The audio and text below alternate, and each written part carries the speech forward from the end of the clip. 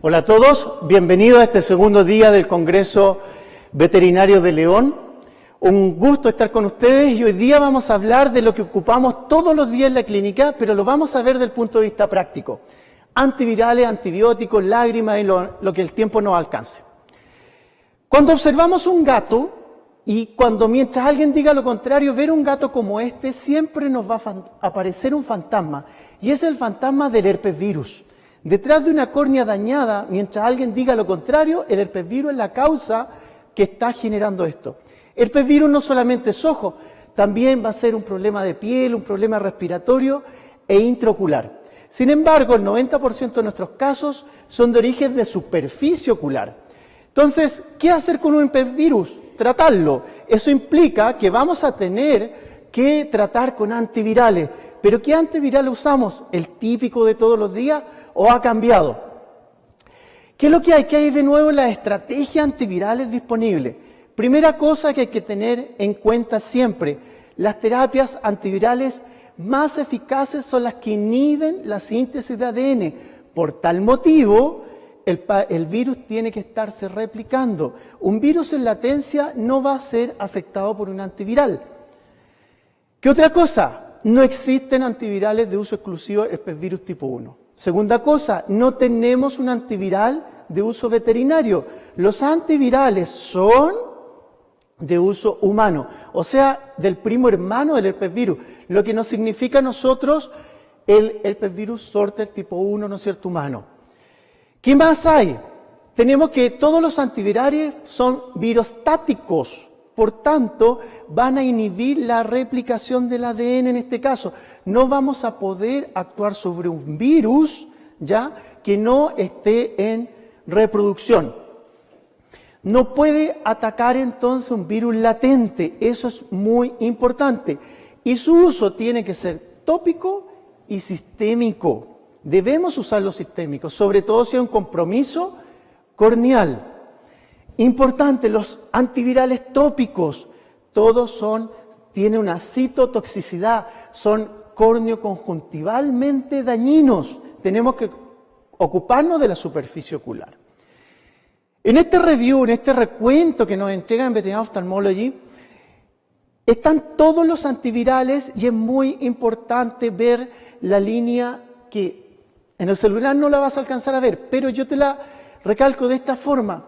Entre la concentración que necesite menor es mayor efectividad para su acción. Los antivirales humanos hay que tener en cuenta al darlo por vía oral que no tienen el mismo metabolismo en el gato. Y además de eso, no necesariamente son seguros en el gato, hay que tenerlo en cuenta. En este review que yo les mostraba, lo importante es esto, aquí se lo amplío. Entre menos la concentración, mayor efectividad. Por tanto, nuestros antivirales de primera opción son estos que están acá arriba, desde penciclovir, ganciclovir y doxuridina. Solamente tenemos penciclovir disponible para el uso oral en gatos y ha sido estudiado su uso, es muy bueno, ya hablaremos de él y lo resaltaremos. Valaciclovir no lo podemos usar porque es potencialmente mortal, además que genera una supresión ósea. Del mismo modo, ganciclovir y galaciclovir no han sido reportados su uso en gatos vía oral. Penciclovir sí, es un potente inhibidor selectivo del herpes virus tipo 1, y de él vamos a hablar, pero en particular de la molécula que tenemos disponible en nuestro arsenal farmacéutico. ¿Cuál es esto? Fanciclovir.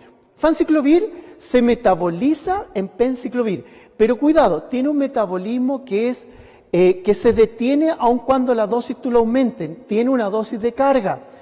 La dosis inicial estudiada es el uso de 90 miligramos por kilo 3 veces al día. Eso es lo que utilizamos.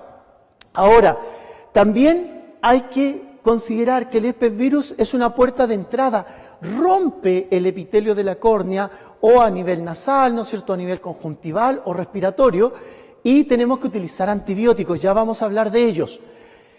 ¿Qué sucede? Se han estudiado la farmacocinética del penciclovir, o en particular del fanciclovir, entre dosis que van entre 15 miligramos por kilo hasta 90 miligramos por kilo.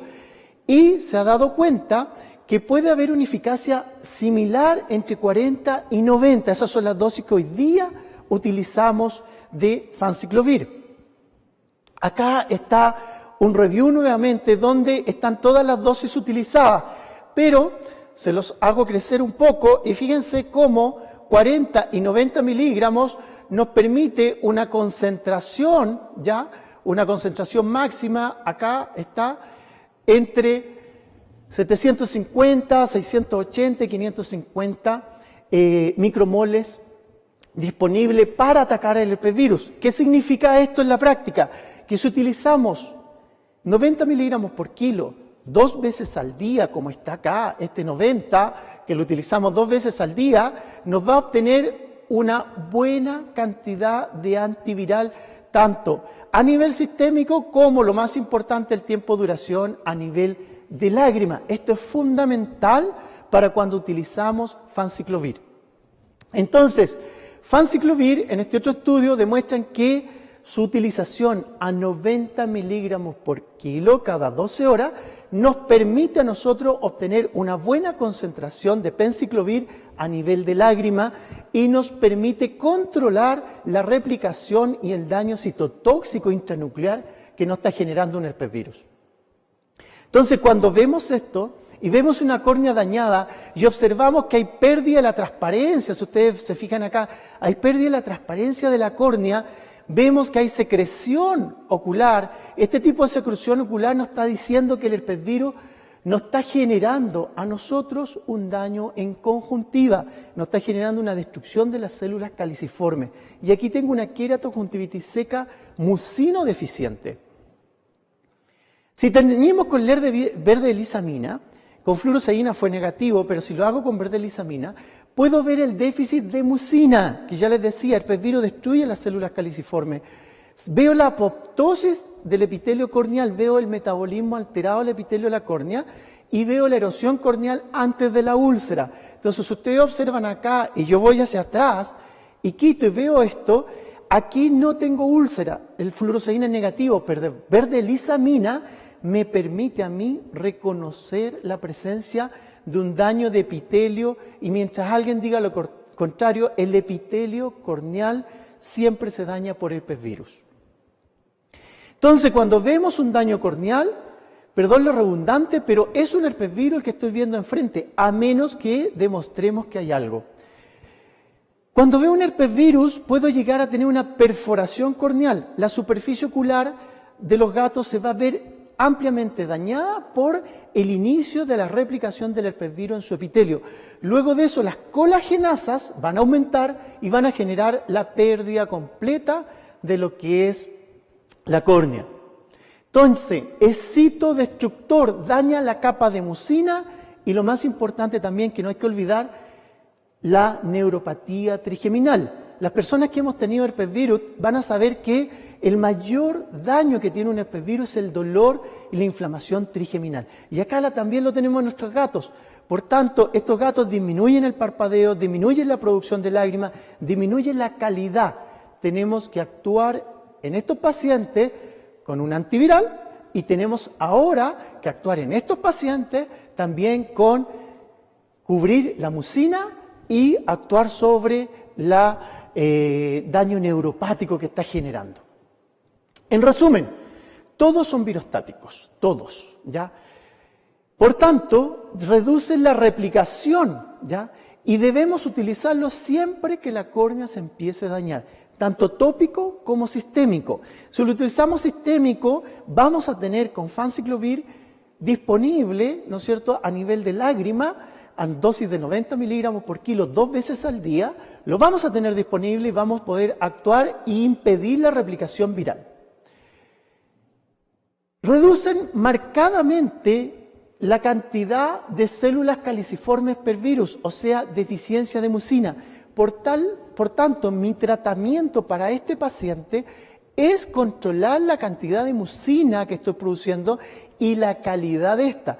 Por tanto, colocar mucinolíticos como acetilcisteína no es recomendable a menos que lo utilicen un máximo de frecuencia de cada 8 horas. Si lo uso cada 6 horas o menos, voy a tener una pérdida de la mucina sobre esta superficie ocular y necesito colocar productos que aumenten la cantidad de mucina sobre esta superficie ocular. La aplicación tópica es necesaria de mucinomimético, entonces, y ahí tenemos dos productos que vamos a utilizar y luego vamos a hablar. Condritin sulfato y ácido hialurónico, o ambos si lo tenemos disponible. Entonces tengo que utilizarlos como mucinomiméticos.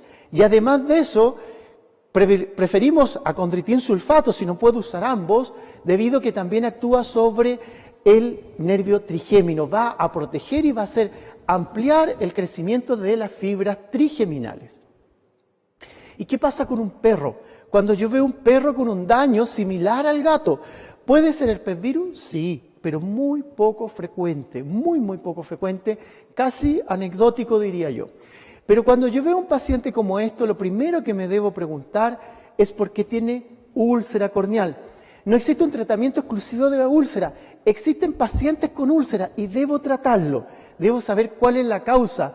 Si en este caso, por ejemplo, tiene una deficiencia de lágrimas, y por la cronicidad e inflamación de la conjuntiva, miren acá cómo esta conjuntiva está totalmente edematizada y lleva una inflamación crónica, que crónica en el ojo implica más de 10, 15 días, va a tener una deficiencia de mucina.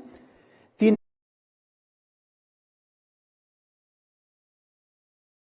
que ir buscando las causas. Entonces, una de las causas son el ingreso de bacterias. ¿Qué bacterias son estas? Ahí tenemos que revisar lo que es la literatura local de cada uno de tus países o de donde estemos o de cada uno de los servicios. La estadística es muy buena, pero la estadística es muy individual porque es del lugar donde yo estoy. Esta estadística mundial tiene tres denominadores comunes, no uno, tres. ¿Cuáles son estos? Que todas las investigaciones demuestran que existen 3 bacterias que están presentes en la conjuntiva, no hay que irla a buscar a ninguna parte, y esas 3 bacterias son estafilococo, streptococo y pseudomonas. Generalmente pseudomonas es la bacteria que más sabemos de ella y que más miedo le tenemos. Sin embargo, estafilococo y streptococo son tan y más importantes que pseudomonas, ¿ya? Ahora, ¿qué antibiótico de todos los reviews que tenemos disponibles hasta el día de hoy, digamos sinceramente hasta hace un mes atrás, son básicamente que en los 3 actúa ciprofloxacina? Pero cuidado, porque hay lugares donde ya la ciprofloxacina está haciendo una resistencia y necesitamos mayor cantidad de frecuencia o dosis de producto o productos que se prolongan su duración en el tiempo, la concentración inhibitoria mínima. ¿Qué otro antibiótico tenemos disponible? Los antibióticos trivalentes, estos que tienen bacitracina, polimixina, neomicina o granamicina. Estos antibióticos trivalentes actúan en los 3 y por eso son los antibióticos de primera opción en un paciente que yo no sé cuál es la bacteria, ¿ya? Porque cuando tenemos una úlcera debo sacar una muestra y por lo menos hacer una tinción Gram y saber si es Gram positiva o Gram negativa. ¿Qué otra opción tengo? Gentamicina actúa sobre pseudomonas y también sobre estáfilo, pero no sobre streptococo. La otra opción, tobramicina, muy utilizada por todos, ¿ya? Pero siempre que utilizan tobramicina, recuerden lo siguiente, es el único antibiótico exclusivo para oftalmología. Primera cosa, es el único antibiótico exclusivo que lo tenemos los oftalmólogos para usarlo en casos importantes. ¿Cuándo? Cuando hay pseudomona. La pseudomona es colagenolítica, igual que los 2 anteriores, pero tremendamente difícil de controlar. Y la podemos controlar con tobramicina o con amikacina, ¿ya? Entonces, cuando alguien ya utilizó tobramicina y lo utilizó a dosis baja, a baja frecuencia o productos que duran breve tiempo, tengo que entrar con otro producto que no está en el mercado. Y ahí vienen las complicaciones. Recetario magistral. ¿Quién de ustedes tiene recetario magistral para enviar a preparar amikacina? Entonces, esto es lo que tenemos disponible. ¿Qué más hay? Cefalexina, que también actúa sobre estáfilo y streptococo. Entonces, ¿podemos usarla vía oral? Sí. De hecho, la tenemos que usar vía oral cuando sospecho estáfilo, sospecho de streptococo. Debo usarla oral y la puedo eliminar por sangre. Por lágrimas. ¿Puedo yo mezclar todos estos antibióticos anteriores? Sí, sin ningún problema. ¿Por qué? Porque todos estos son antibióticos bactericidas. Pero ahora aparece los bacteriostáticos. Cloranfenicol, un extraordinario antibiótico, sobre todo de primera elección en gatos, junto con las tetraciclinas. Muy buenos antibióticos, pero cuidado, no pueden mezclar antibióticos bacteriostáticos con bactericidas. Jamás, eso lo aprendimos de la universidad, pero a veces en la práctica lo olvidamos. Entonces, cuando observamos una úlcera, ¿qué tengo que preguntarme? ¿Tiene queratomalacia o no tiene queratomalacia? Este caso no tiene queratomalacia, tiene una úlcera superficial. ¿Qué debo hacer? Lo que tengo que hacer es colocar cloranfenicol, un antibiótico trivalente o una fluoroquinolona. Ya hablamos de ciprofloxacina, ofloxacina o la que tengan disponible. Entonces tengo que usar este tipo de producto. Verifiquen bien también la frecuencia, porque la frecuencia es importante dependiendo de cada uno de los vehículos que trae cada agotario. Entonces debo saber ese tipo de alternativa en cada uno de los laboratorios que tenemos disponibles.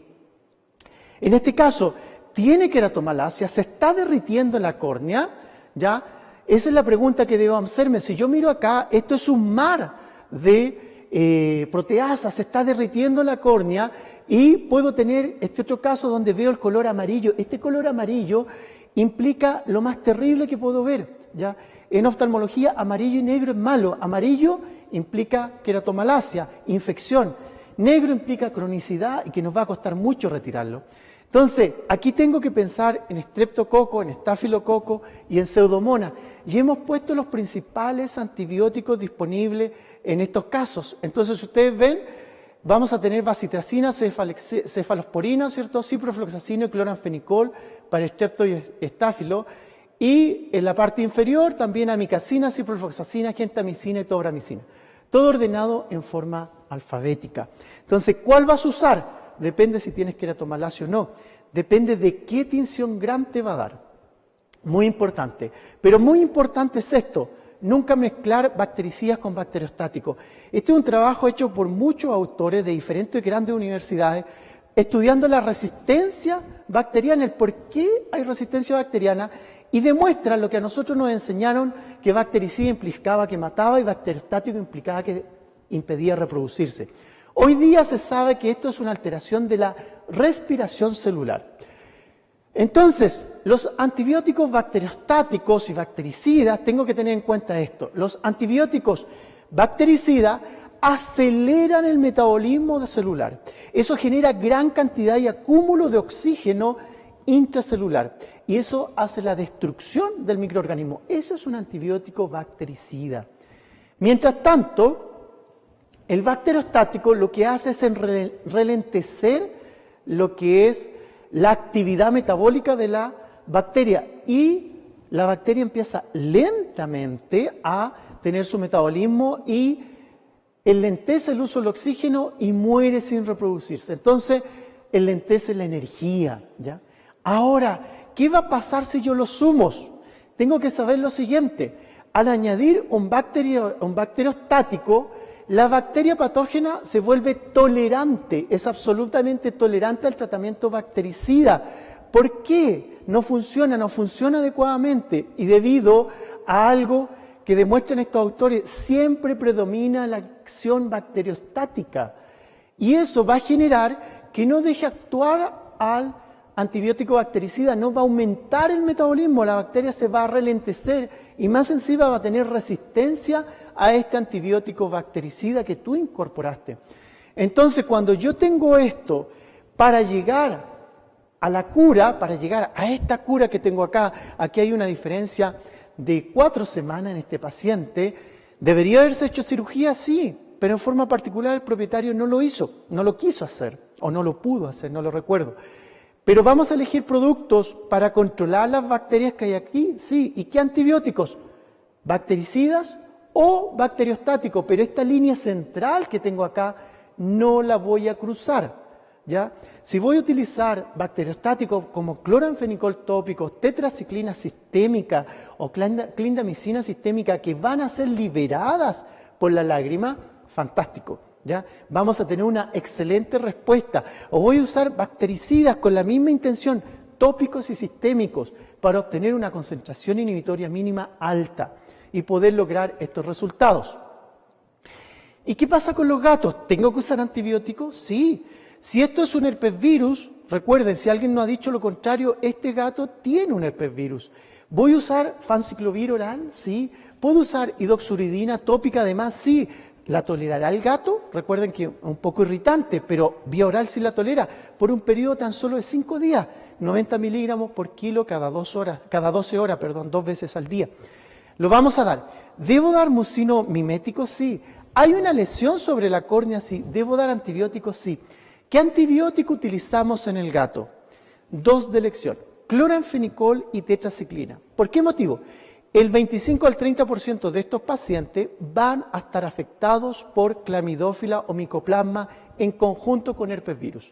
Por tal motivo, cloranfenicol y tetraciclina es mi antibiótico de elección. Aquí debo utilizar el antibiótico de elección que va a ser cloranfenicol, tópico, tetraciclina, sistémico, son sinérgicos ambos y vamos a poder controlar e ir desde este punto hacia el otro punto. Entonces, además de eso, en este gato se preguntaron cómo está el test de Schirmer. Bueno, el test de Schirmer en este gato está bajo. ¿Debo aumentar la cantidad de lágrima o aportar lágrima? ¿Y cómo está el reflejo palpebral? Y yo diría también, y agregaría aquí a la pregunta, ¿cómo está el reflejo corneal? En esto está disminuido. ¿Por qué? Por una lesión trigeminal periférica. Entonces, este paciente debo administrarle un producto que estimule el crecimiento neurológico trigeminal. Para eso vamos a utilizar condritin sulfato. Entonces, cuando yo veo a este paciente que le falta lágrima, que tiene deficiencia del parpadeo, debo aportarle lágrima, debo aportar productos que actúen sobre la superficie ocular. Una lágrima artificial, la verdad que no hay ninguna lágrima que logre cumplir con todo el objetivo de lo que tienen nuestras lágrimas, las lágrimas de nuestros pacientes, tiene que cumplir con 2 cosas. Primero, que dure mucho tiempo, ya que dure más tiempo que una lágrima normal. Y segundo, que ayude y permita reparar y estimular la reparación y estimular las pérdidas que estos pacientes han tenido. ¿Cuáles son estos? Todo esto es lo que yo tengo disponible. Petrolato, que en realidad es vaselina, alcohol polivilínico, soluciones de celulosa, glicerina, mucopolisacárido como condritin sulfato y una mezcla de todos ellos. Entonces, yo debo utilizar este tipo de producto. ¿Cuál voy a usar? El que tú estimes conveniente o el que tu paciente necesita. ¿Cómo sé yo qué es lo que necesita? Porque debo reconocer cuáles son sus propiedades de cada uno de ellos.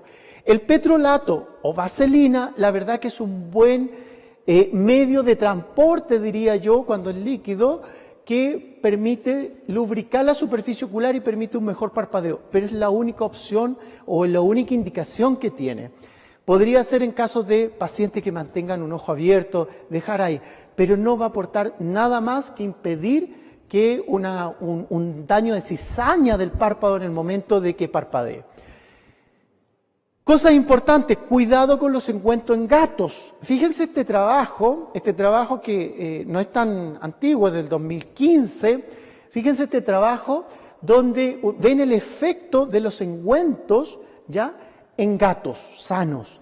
Y aquí el resultado es que todos los gatos tratados, o la gran mayoría de ellos, mejor dicho, tienen signos, y aquí va desde el día 2 hasta el día 18, donde hay disminución de la hendidura palpebral, o sea, al paciente le duele. Los gatos no son tolerantes de los ungüentos, o mejor dicho, no es la mejor opción para un gato utilizar un ungüento, preferible utilizar gotas.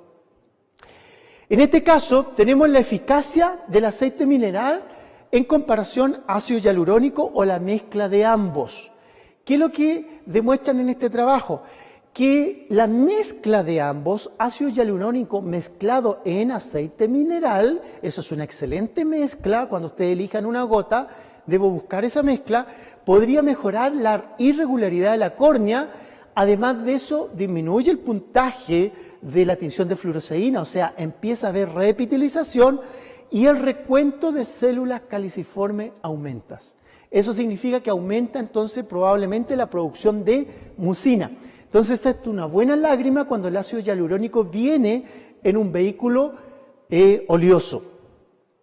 El ácido hialurónico es una extraordinaria lágrima de por sí, ¿ya? Tiene una gran capacidad de aumentar la humedad en la superficie ocular, tiene una alta tolerancia, una elevada adherencia sobre la córnea y favorece el crecimiento celular y también tiene ciertas propiedades antiinflamatorias, no tan importantes como las anteriores, pero lo más importante es que favorece el crecimiento celular. Si lo diluimos en una solución oleosa, aumentan estas capacidades. Ácido hialurónico por mucho tiempo ha sido el rey de las lágrimas artificiales. En este estudio, el ácido hialurónico utilizado frente al polivinil alcohol, ¿no es cierto?, esta lágrima es mucho mejor que polivinil alcohol en el tratamiento del ojo seco. En este otro trabajo, el ácido hialurónico fue superior en aumentar la viscosidad y la estabilidad de la película lagrimal en comparación al polivinil alcohol, a la hidroximetilcelulosa, a la carboximetilcelulosa y el polietilenglicol. Entonces, ácido hialurónico es mejor que los mencionados, ¿ya? Mucho mejor y por las propiedades anteriormente dichas. Pacientes con valores bajos de Schirmer, estos son humanos, pero piensen esto, lo que nosotros recibimos en la clínica no son pacientes entre 15 y 14 de Schirmer, nosotros recibimos bajo 10, ¿ya? O yo empiezo a tratar sobre 10, pero bajo 15, llegando a 10, son test de Schirmer bajos, pero considerados normales. Entre 10 y 7 es una queratoconjuntivitis seca leve. Esos individuos prefieren el uso, ¿no es cierto?, los que tienen un moderado queratoconjuntivitis seca, el uso de polivinil alcohol o ácido hialurónico.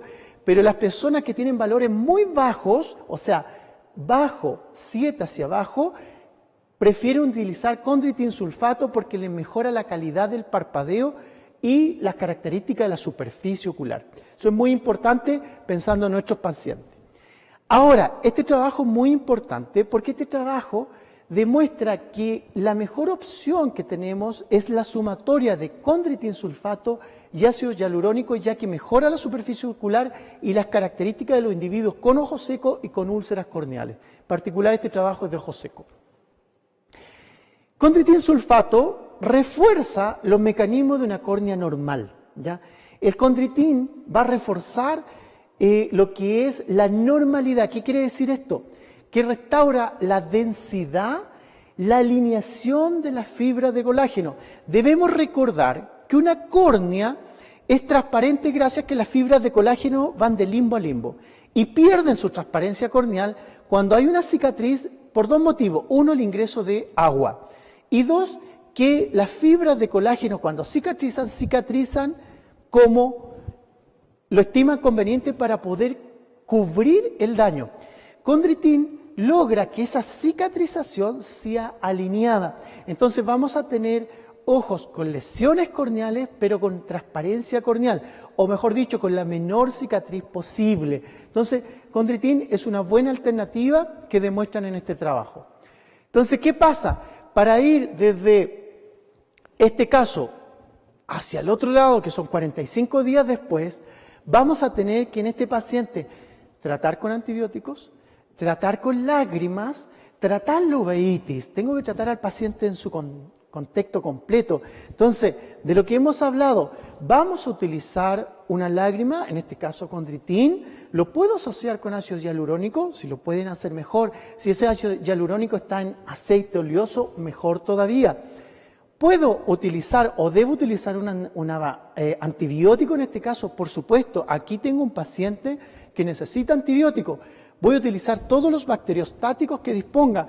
Zen cultivo de antibiograma, ciprofloxacina, una buena alternativa. Vamos a utilizar también lo que son los trivalentes, polimicina, neomicina, granemicina. Vamos a utilizar acá también, por el edema que tiene, unas soluciones hipertónicas de cloruro de sodio también. Pero lo más importante, ¿cómo logro una cicatriz tan transparente? Y aún falta transparentar a este paciente a través del uso de condritin sulfato, diría yo en este caso. Miren este caso, En este caso tenemos un paciente el cual tiene una gran úlcera. Si nosotros lo observamos aquí, estamos viendo el borde de la úlcera. Fíjense, es una gran úlcera superficial, pero que no tiene queratomalacia. Por tal motivo, ¿debo utilizar antibióticos? Sí, voy a utilizarlo, pero utilizaré tobramicina, amikacina, que son de elección para Pseudomonas. Diría yo no, porque no tiene una queratomalacia, no sospecho Pseudomonas. Pero sí, en este caso, yo utilizaría en este paciente antibióticos trivalentes, o ciprofloxacina, una quinonona, o si utilizo bacteriostáticos, puedo utilizar cloranfenicol. Tetraciclina no la uso mucho por ser un poco irritante a nivel tópico, pero cloranfenicol es una excelente opción. Más aún si tenemos cloranfenicoles disponibles de larga acción, podemos colocar una menor cantidad de gotas. Aquí hacemos la tinción con fluorosedina y fíjense aquí demostramos la presencia de esta gran úlcera corneal sin queratomalacia, la cual la vamos a utilizar entonces antibióticos. Pero la pregunta siempre que hay una úlcera no es cómo la trato, sino que ¿por qué este paciente tiene úlcera? Y la respuesta está ahí. Fíjense este paciente cómo el ojo está seco. Este paciente tiene dos problemas. Tiene poca lágrima y tiene deficiencia de mucina. Tomen en cuenta que este paciente acá, en este paciente lo vamos a observar y estamos viendo un ojo seco previo a la tinción. Fíjense cómo acá está fracturada la imagen de Purkinje del flash de la cámara. Cuando colocamos fluorosedina, luego lavamos la superficie, sigue estando seco nuestro globo ocular. ¿Por qué motivo? Porque tiene una deficiencia de mucina. Este ojo tiene queratontitis seca acuodeficiente y mucino deficiente. ¿Qué quiere decir eso? Que tengo que aportar un mucino mimético o un estimulante de la producción de mucina. Para eso, como lágrima, elegiremos condritin sulfato. Como estimulante de producción de mucina, vamos a utilizar ciclosporina, es la única que tenemos disponible, y además de eso nos va a ayudar con el test de Schirmer aumentando la porción acuosa. Entonces este paciente requiere esto, y fíjense que a las 24 horas de tratado, de un paciente que lo teníamos hospitalizado, la propietaria no podía tenerlo en casa, era agresivo con ella, nosotros lo manejamos con bozal, colocamos nuestro tratamiento con condritin sulfato,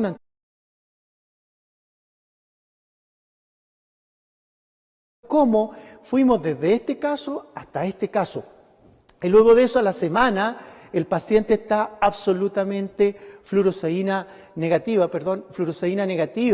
Entonces, no tenemos al paciente con la lesión y tenemos una buena transparencia corneal.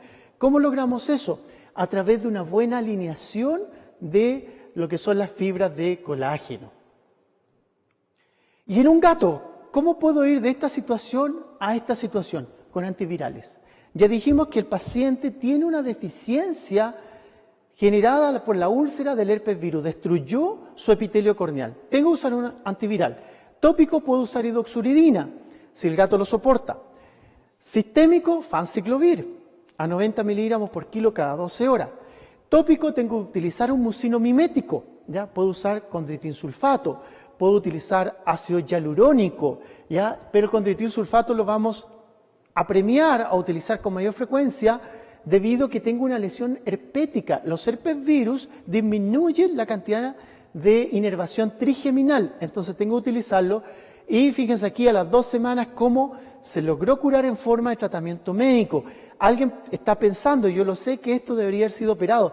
Deberíamos haber hecho un mandil o flap conjuntival alrededor de todo donde va mi puntero acá, ¿se fijan? En ese sector, pero habríamos perdido la transparencia completa de la córnea. Propusimos un tratamiento médico, también utilizamos suero autólogo del mismo gato, obtuvimos suero como inhibidor de colagenasas y utilizamos también como inhibidor de colagenasas edetal. Entonces el EDTA, debo utilizar EDTA para poder controlarlo. El problema es que como ungüento no lo acepta muy frecuentemente el gato, lo utilizamos 1 o 2 veces al día. ¿Y qué pasa a los 45 días? Se logra una buena transparencia. ¿Quién logró la buena transparencia? Yo diría que suero autólogo, condritin sulfato. Son los dos productos que logran una buena transparencia corneal y la sumatoria de ambos. Entonces, lo que yo les decía recién, el movimiento, el crecimiento del nervio trigémino, ¿es estimulado por los GAP? Sí. Entonces, ¿puedo utilizar glicosaminoglicanos en una superficie ocular? Sí, debo utilizarlo, sobre todo en estos pacientes que acabo de mencionar que tienen herpesvirus o que tienen alteraciones del parpadeo. Fíjense este paciente tuvo una proptosis ocular, se le salió el globo ocular, lo repusieron, llega a mí en estas condiciones, no soporta tener tarsorrafio el paciente, pero este paciente lo empezamos a tratar, ¿no es cierto? Le dimos acupuntura porque parpadea mal, utilizamos lágrima por dos motivos. Una, no la produce, dos, no la distribuye. Para eso utilizamos condritinsulfato, ¿no es cierto? Lo pusimos sobre la superficie ocular, utilizamos una gota 4 veces al día a este paciente porque su parpadeo es malo. Con la acupuntura aumentó el parpadeo y producimos a 3 veces al día hasta mantenerlo 2 veces al día. Y aquí está la evolución a los 62 días, fíjense, ha logrado empezar a buscar transparencia corneal. Estoy de acuerdo de que lo negro es malo, ¿ya? Pero para esta lesión que tenemos acá, en esta condición, llegar a esto en un paciente muy bueno, va a seguir mejorando, por supuesto. Su producción de lágrimas recién está en 7 milímetros por minuto, llegó con 0 de producción. Tenemos 7, ¿con qué lo estamos estimulando? Estamos utilizando ciclosporina a una dosis de 3 veces al día, estamos utilizando condritinsulfato y acupuntura durante los primeros 45 días, ya me dice el propietario que no lo está utilizando y que está en estas condiciones. Entonces, ¿podemos mejorar a un paciente con lesiones tan graves de superficie ocular y buscar transparencia corneal? Sí, esa es la misión como oftalmólogo, lograr una buena transparencia corneal y ayudarnos de toda la terapéutica y farmacopea que tenemos disponible en veterinaria y también en humana. Bueno, cumplimos con el tiempo, espero haberlos dicho cosas nuevas, espero sus comentarios y estoy disponible para ustedes.